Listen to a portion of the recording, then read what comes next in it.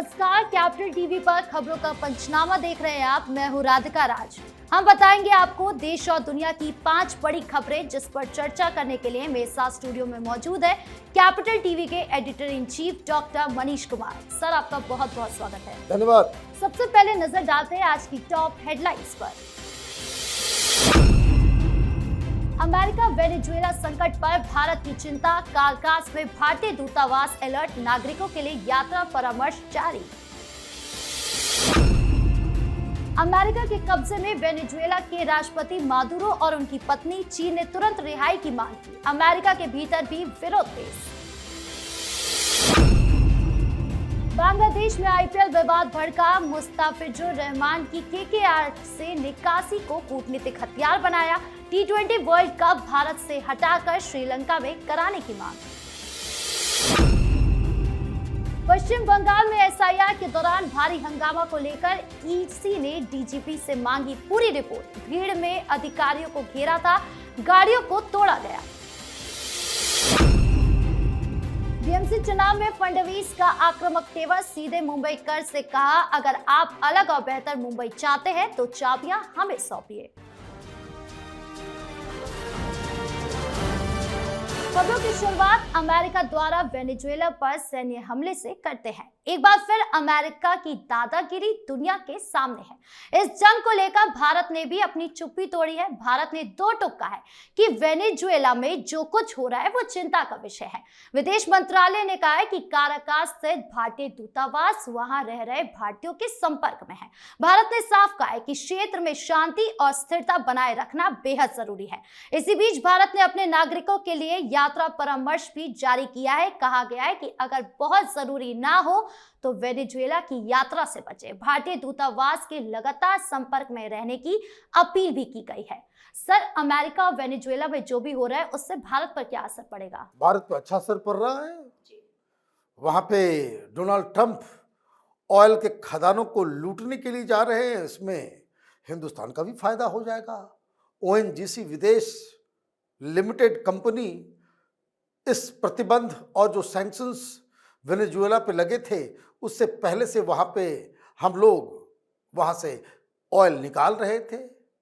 अब वहां की सरकार गई है। डोनाल्ड ट्रंप ने कहा है कि जितनी सारी कंपनियां जो पहले से ऑपरेट कर रही थी वो वापस आएंगी तो हिंदुस्तान को फायदा होगा।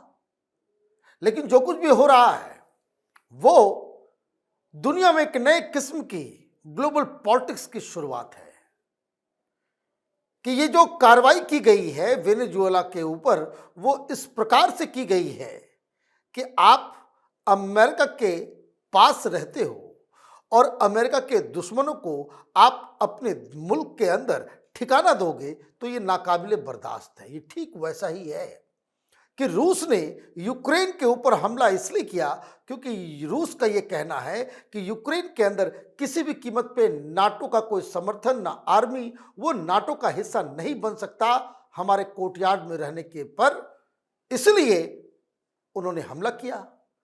तो वही लॉजिक तो इधर भी लागू हो गया कि वेनेजुएला, और ये बताया जा रहा है कि अभी तो और भी 3-3 देशों का नंबर लगने वाला है।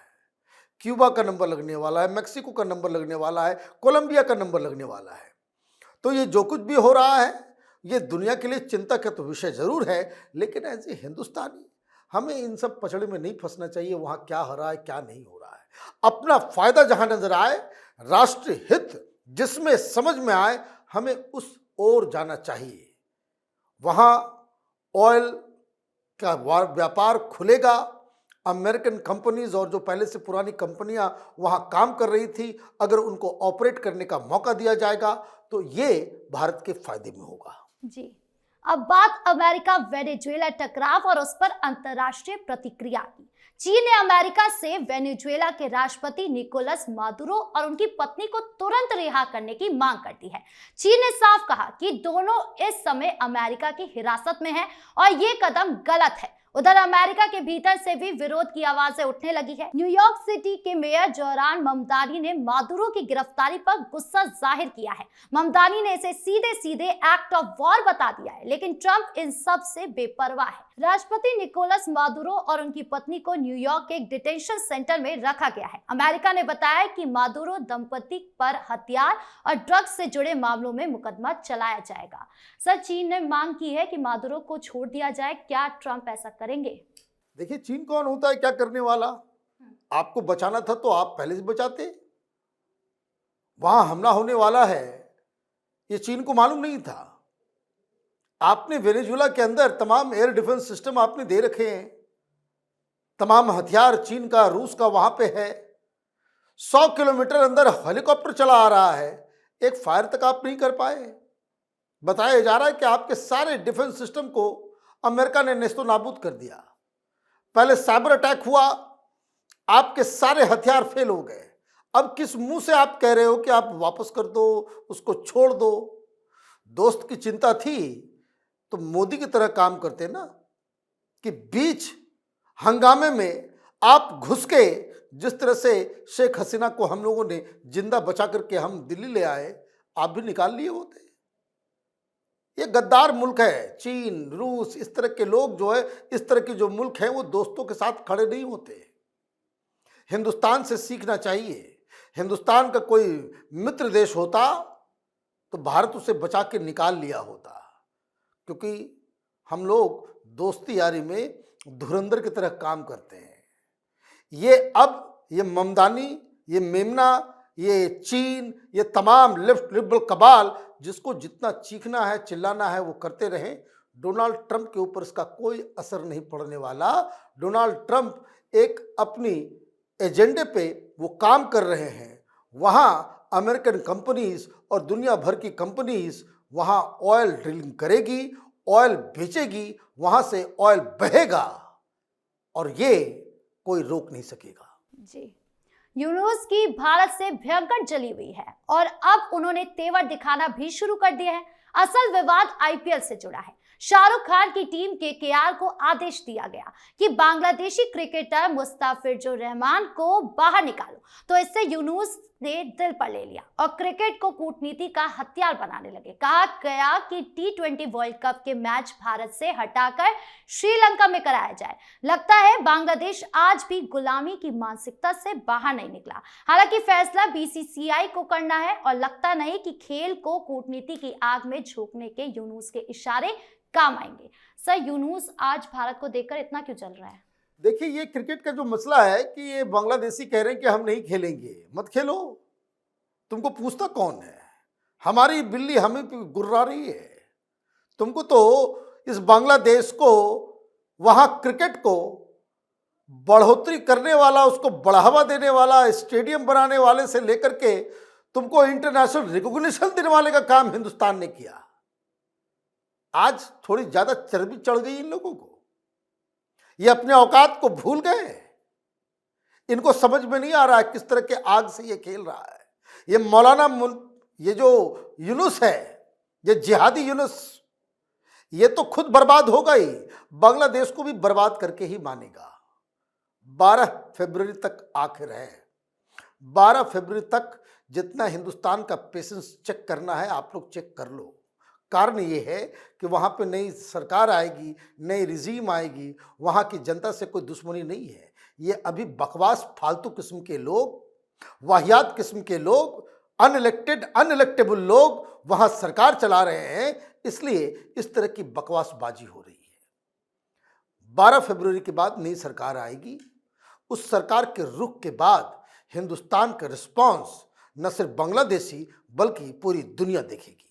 जी, अब बात पश्चिम बंगाल की। ईसी ने बंगाल डीजीपी की भयंकर क्लास लगाई। मामला है बंगाल में पिछले दिनों एसआईआर यानी कि विशेष गहन पुनरीक्षण के दौरान भारी हंगामा का।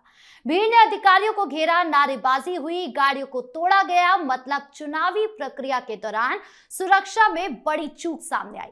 कोलकाता में चुनाव आयोग ने इस पूरे मामले पर सख्त रुख अपनाया। आयोग ने सुरक्षा में लापरवाही को गंभीर माना, राज्य के पुलिस महानिदेशक से जवाब तलब किया।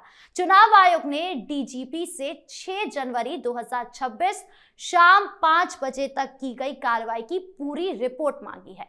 सर, ईसी ने आज पूरी तरीके से डीजीपी को सुनाया भी है और उनसे रिपोर्ट भी मांग लिया है। देखिए, डीजीपी साहब तो फंस जाएंगे अब। क्योंकि टीएमसी लगातार गुंडागर्दी करने पे जुटी हुई है।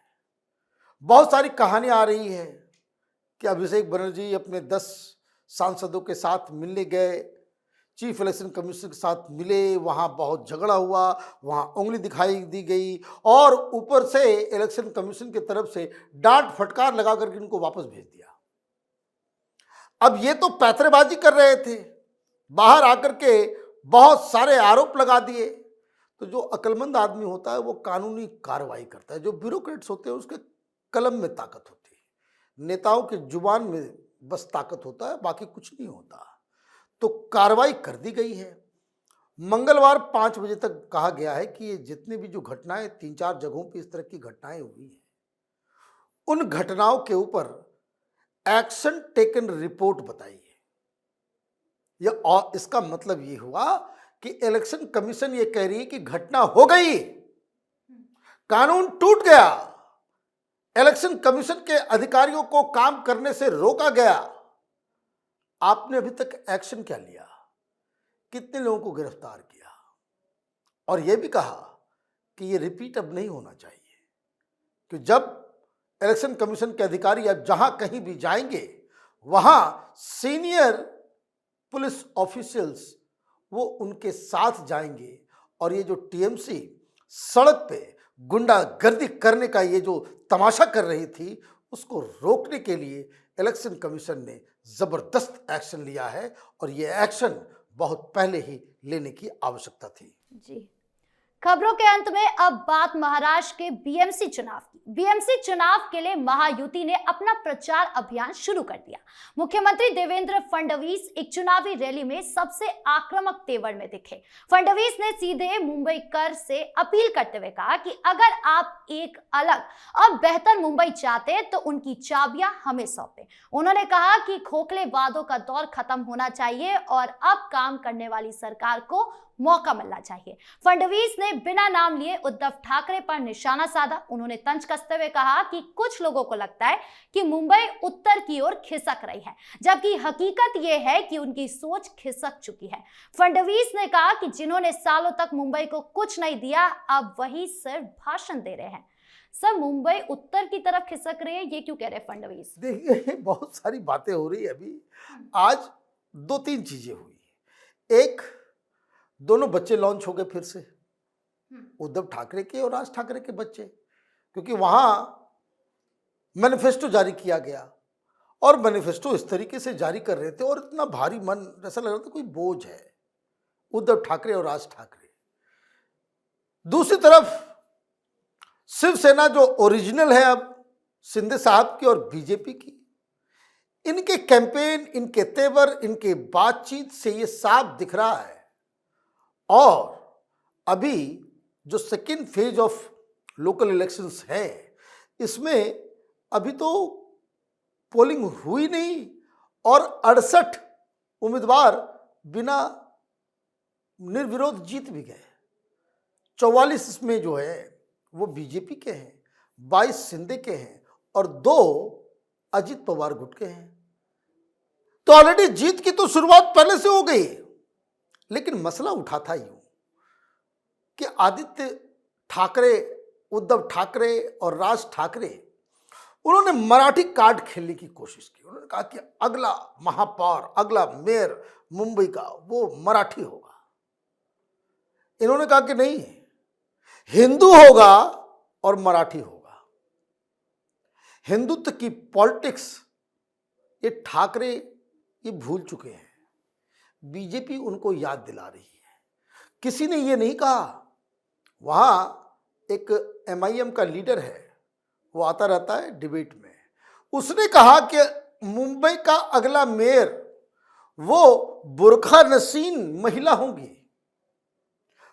होंगी और बुर्खा पहनेंगी। बीजेपी वाले ने रिएक्ट किया, लेकिन ये शिव सैनिक, ये उद्धव ठाकरे गुट, ये हिंदू हृदय सम्राट बाला साहब ठाकरे के सुपुत्र उसके ऊपर एक बयान नहीं दे सके।